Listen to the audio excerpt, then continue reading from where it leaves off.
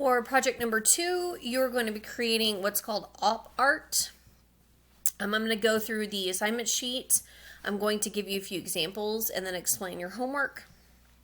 So the objective is to explore line and the principles of design, contrast, repetition or pattern, rhythm.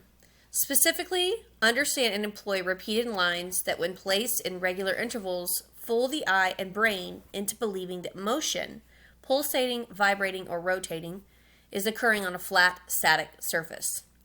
You're going to continue to develop craftsmanship and professional presentation. Op art, short for optical art, was a movement in the 1960s in which artists manipulated light or color fields or rhythmic linear patterns in order to produce the visual illusions of movement. The vibrating effects are always intended to stimulate the retina and can sometimes be disorienting. Materials for this, you're going to have an 8.5 by 11 white sheet of paper. You can do a rectangle format or you can do a square format. You're going to need a black Sharpie or Sharpies depending on what you're doing and a ruler. So the requirements for this, number 1, you're going to be using a black pen. Create an op art image that employs the repetition of line in such a way that a pattern is formed and it appears to blink, flash, or pulsate. There must be consistency in size of the spacing between black lines and white negative space surrounding them. Number 2, you're going to create a minimum of 10. I've shortened that down to 3 thumbnail drawings, 3 sketches, for which the image that most accurately and creatively fulfills the project objectives and requirements will be selected. Your selection should be approved before you proceed to the final drawing. You will complete a draft before beginning the final drawing. So really this is going to be me and you having a checkpoint meeting. You will turn in your sketches in under your coursework and I'll show you where to do that. But you can do small thumbnails, which means you can divide up your sketchbook into 4 windows and do one per just 3 of those on those windows. The sketch does not have to be in black marker, but you're more than welcome to practice that if you would like.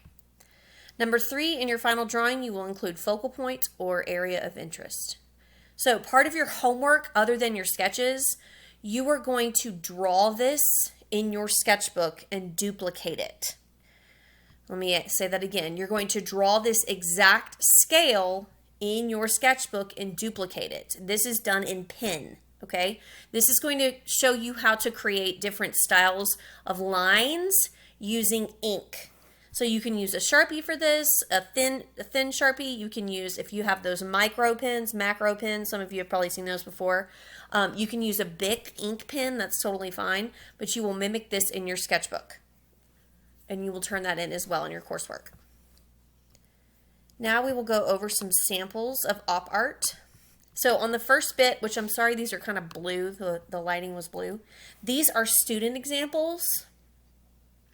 These were all done, hand done. So the assignment is you have to do this by hand. It cannot be a digital option for this project. You've got lots of different options, lots of different varieties. This one is obviously 2 triangles. This student to me just would have enhanced a little more if we would have had, maybe the triangles were a little smaller and more. This one was really cool, but I think the white space was just a little bit, a little smudgy. So when you're doing this, you just want to be careful for your presentation that you keep everything nice and clean. There's a close-up. Really awesome design, but you can see part of the smudge on there. So this one is a little bit more organic. Some of you guys are going to be drawn to the geometric perspective and others are going to be more organic. This person this is all freehand, so they didn't use a ruler. This person used a ruler the entire time. So like I said, it just kind of depends on your style, and look at different ideas when you start to do this and you do your sketches. Look at different ideas to see what you would be interested in. The only thing I would say for this is that white space on the right side is just kind of taking away. I would have continued out that sun pattern. But this person did a really excellent job of weighted lines, which we will talk about. Weighted lines are literally different weights of lines. If you gain weight, something gets larger. So if the line gains weight, the line gets larger. Here's one that was not so successful. The design of this is very cool, but it has no movement whatsoever. I think part of the reason is because of how static that the space is. So the negative space is beautiful here. The white would be considered negative space, black positive space, but the space is just too large, and so it just anchors it down on the page. She wanted to mimic like a circus kind of thing, which she did, but again, it's just not creating movement. You want our eyes to move, to pulsate, to vibrate. This one was really awesome. Just the variation of the lines in and out, and trading in and out. So this is just from the internet. These are more professional examples. This one's kind of blurry. I apologize. So this is what I was telling you. This format is rectangular, and this format is square. You are more than welcome to choose whichever one you prefer. This one you've probably seen before. And again, these have to be hand done. So when you do your sketches, you might practice, different tools, ruler. If you have some of you guys might have stencils at your house that are specific shapes. This one is wild. I don't know if you can tell, but it says op art, and it literally makes your eyes insanely crazy. So this is done with the lines being controlled over and over and over again. Okay, same thickness of a line, but just a different look of it. So it's still that geometric shape, but it's more of an organic wave. And this one you'll probably seen. This one is digital, but several of my students have tried this design before by hand, and it was really successful.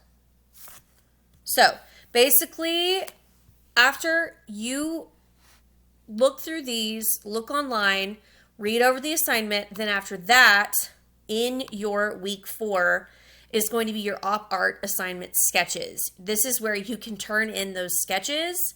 And then I will also have a spot that says practice, let me see what I'll name it. Practice line weight sketches. So that's the assignment that I gave you. That was this one. So you'll have 2 turn-ins, okay? And those will be due next Wednesday. And I'll talk about this again on Monday. So just go over that, look over it, research. And if you have any questions, let me know.